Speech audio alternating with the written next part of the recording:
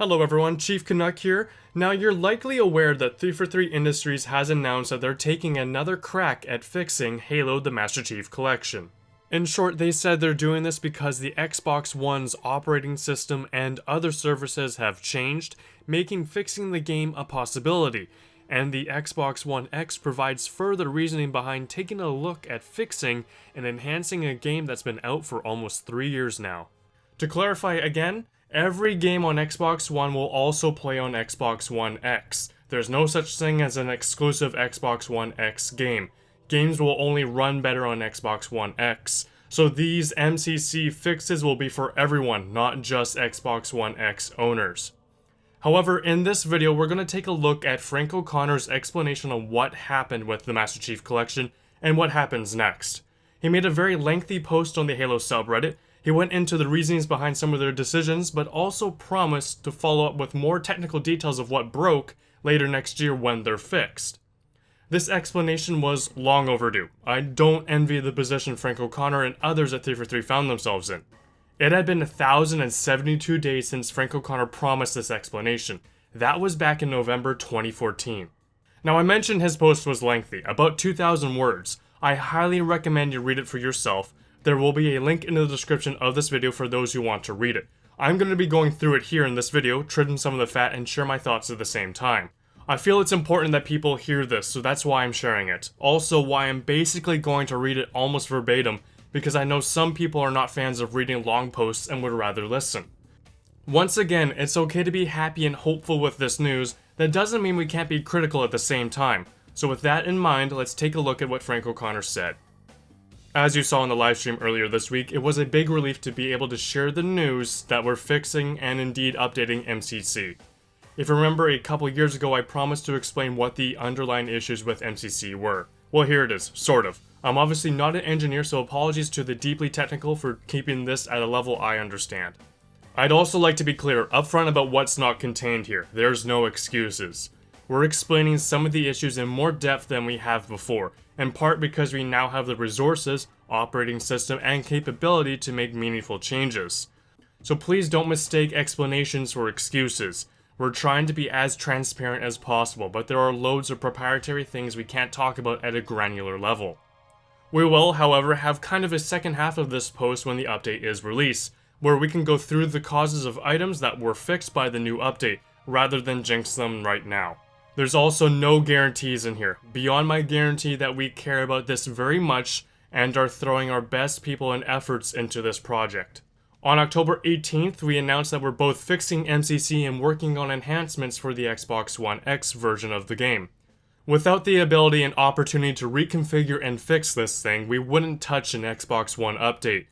But a series of changes to the Xbox architecture, some of them related to Xbox One X, and others just a series of ongoing improvements to the operating system and back-end networking systems, have cracked open an opportunity we wanted to seize for many, many months now.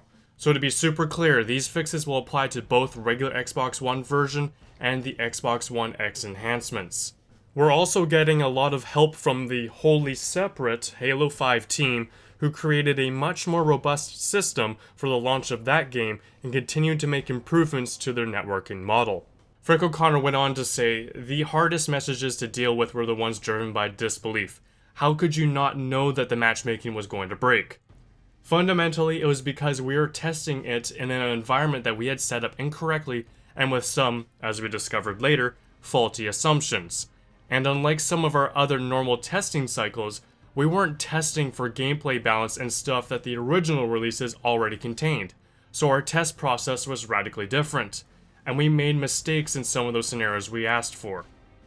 Further down the post, Frank O'Connor said, "In our matchmaking testing, we were seeing results that ultimately weren't reflective of the retail environment, and our test sessions never got to the kind of scale where we'd see some of the looping issues I'll describe below. So we genuinely didn't know until the day it released how bad the matchmaking in particular was going to get.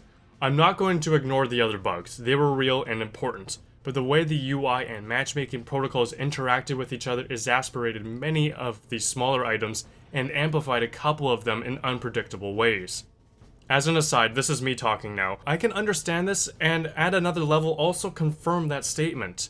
I was granted early access and a review copy by Xbox Canada. I also bought my own copy as well. But the weekend before the midnight launch was when the day 1 update released. That update was actually delayed as well. But that day 1 update was 20 gigabytes and was to grant online access. Up until then, reviewers, including myself, could only play campaign and only some of them on co-op. It was basically a single player game until that update arrived. It wasn't until then that I got to experience how the multiplayer worked, and right away I knew things were broken. I was hopeful that it was just a low population issue because there's not a lot of reviewers out there, and it would sort itself out once it released around the world. But by the time it was launching in Asia and Europe, it was definitely apparent that there was more wrong. So I firmly believe that 343 did not know until it was too late. Now back to Frank O'Connor's post. The short version was that for Xbox One, we built some of the underlying systems to work on a brand new platform, which was fundamentally quite different to both the original consoles the games were designed for. We also had some very new, and frankly these have evolved since then and are now much better, online systems on a new console and made some educated, but with hindsight, ultimately faulty assumptions we made during development and testing. To be clear here, the platform networking model was working as intended, but we made errors and ultimately approached it with the wrong strategy. Frankly, we don't assume anything anymore. While we had some valid reasons to believe the game would function properly in the retail environment, we've shifted our development philosophy to basically assume nothing anymore. And one way we're going to avoid that in the future is through a retail flooding program, testing the game's fixes in a real-world environment with real players, including many of you. Naturally, we'll also be doing a much more rigid conventional testing with the benefit of both hindsight and new, better systems. One of the main matchmaking issues was related to the way the games gathered players. Each title had some differences in how it sought out players, then connected them into sessions. In an attempt to unify that method, we actually introduced a bunch of, with the benefit of hindsight, several avoidable problems and some unavoidable ones. It gets really technical, and this is as much metaphor as technical explanation, but each potential player was assigned a kind of ticket, which would then grant them entry into a match or session. Picture a virtual waiting room at a train station. When the train arrives, a match, everyone has to board, or the train can't leave. Issues arose when folks left sessions before games had started that would cause the initial ticket distributions to fail, and that sometimes meant very long wait times for matches as tickets were issued and reissued, especially in countries with lower populations. As an aside, it sounds like they just did not build a robust system that allowed people to cancel and make up their minds, so when people got fed up or had to leave, they would just break the system, and it would just keep going in this loop, and with no feedback on the screen, we had no idea what was going on. So had we maybe have known just to wait it out, it might have been better, but you can't ask everyone to wait. Now, the above isn't particularly unusual or original in terms of approach, but at the time the systems were less resilient in terms of churn, and bad information could cause a lobby or match to get caught in a state where it couldn't ultimately complete a group and join them cleanly into a session. At the time, we made tons of changes to the backend server configurations to try and reduce those wait times, but players understandably would leave sessions because they got tired of waiting for a match to begin, and that would amplify the issue across the board. But there were other issues that compounded the noise and frustration players felt. For example, there were a good-sized subset of our population that had issues with Teredo, IPsec, and NAT compatibility that we simply can't troubleshoot or identify. That's basically on the user's side of things. And some of those users are encountering issues that are literally beyond our control, trapped behind corporate or academic firewalls. So, for those trying to play at work or playing at college or at schools. These fed into some of the areas we're planning to improve, and ongoing improvements to the Xbox systems have improved some of those issues, but not all. We've loosely explained this over the last couple of years, but I'd like to reiterate it here. We ended up in a situation where the game was working for the vast majority of users. That's not the same as perfect, or for some, even acceptable, and that's not what I'm trying to claim. Many people who complain about the game these days have legitimate issues with matchmaking and other aspects, and we're not going to dismiss those. So even though, for most, the game is stable, and the sheer wealth of content and experiences makes it, to this day, a highly rated title by players, we get it. If you're one of the people affected, seeing a statement from us that it is working for the vast majority of players is called comfort. When you're the one affected, it's as good as 100%. I, for one, kind of disagree with part of that statement. I've never seen anyone by 343 make a sort of public statement that it was working for the vast majority of people. To me, that was just kind of a common understanding by the community that it was working for a vast majority, and that we've just kind of accepted that it kind of stopped at a certain point where if it didn't work for you, it was probably never going to work for you. And if it was working, then parts of it were working. That was just kind of what we just accepted. It was the card we were dealt. I never saw 343 publicly say this. Maybe they said this one-on-one with someone at a convention or an event, but I'm gonna have to say no, I don't think anyone from 343 publicly said that. We, the community, just more or less came to that conclusion by ourselves. Back to the post now. The fixes and patches we'd applied were pretty delicate, and we ended up in a precarious situation where there was no way to make more fixes without potentially breaking something else or making things worse. We weren't happy with that situation, but we were stuck between a rock and a hard place. Most users were, by this time, able to play properly and find matches, and further tinkering might put that at risk. At that time, we decided the right thing to do for the total player base was to stop. That was hard to do, especially knowing there were still some customers impacted more seriously than players who were merely inconvenienced. But that didn't stop us from being concerned about it anymore. So over the months, we discussed and investigated other fixes. The platform itself has made some truly evolutionary improvements to its underlying technology, and recent fundamental changes mean that we might have the opportunity to make some fixes without risking everything else. It may sound simplistic, but MCC was essentially 6 pretty different game engines strapped together and interlinked with highly complex and highly delicate new systems.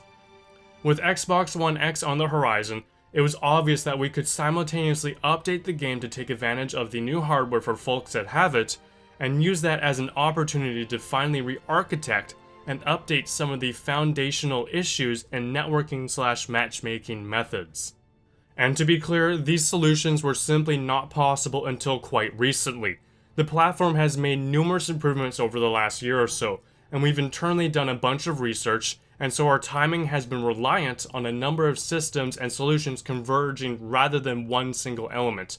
But these weren't easy fixes we were simply sitting on.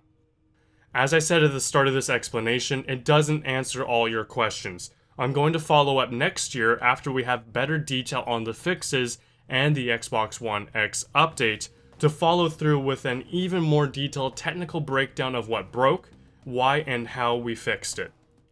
That's what we owe you. That and a game we can both finally be satisfied with. And that's the end of the post. First of all, thank you Frank O'Connor and 343 for not giving up. And to anyone watching this video, no, this doesn't mean I'm forgiving them. We can't forget what happened. It's a stain, it will always forever be there, but doing something is better than absolutely nothing and leaving it the way it is. Yes, it friggin' sucks that we were in this situation to begin with as consumers, but this is better than the alternative. So if I was going to summarize it in the end here, Master Chief Collection was unknowingly doomed from the start, and I noticed that from my experience. It was too ambitious at the time, and they made assumptions and tested the wrong things. And every update to try and fix it kept risking the game from breaking, putting them more and more between a rock and a hard place each time. It also sounds like day one operating system and architecture of the Xbox One and its systems just couldn't support it. And only now, with the countless updates to Xbox One and its services, have made it possible to try and fix it without potentially breaking it further. Hindsight is 2020, but transparency is the key going forward. I can understand being quiet on MCC for so long. You don't want to put attention on it, especially how it was just left. But unfortunately, that made things worse. Silence made things worse. That stain that was the Master Chief Collection just kept lingering. However, if they shared this information sooner before any possibilities of fixing the game were in sight, I would imagine it feeling like they were throwing in the towel. Nobody would have wanted to hear that they made a game and then realized there's nothing they could do to fix it. And I bet the community would have been even madder had they heard that. So hearing it now with the possibility of it being fixed kind of lessens that blow. Granted, as a consumer, I feel like we should have known that information sooner since we bought a product and expected it to work. There's no winning in this situation. There's no winner whatsoever. But these are just my assumptions. Again, hindsight is 20/20. We can only look to the future now. And with that being said, what do you guys think of Frank O'Connor's explanation? I personally feel a bit satisfied after reading it. It does feel a little bit better, but again, this doesn't wash away everything. You can't wash away that stain that was the MCC with a single blog post. I'm going to be skeptical, though. We have to keep that in mind that maybe they might not be able to fix everything. So we'll just have to wait to see this spring and see what happens.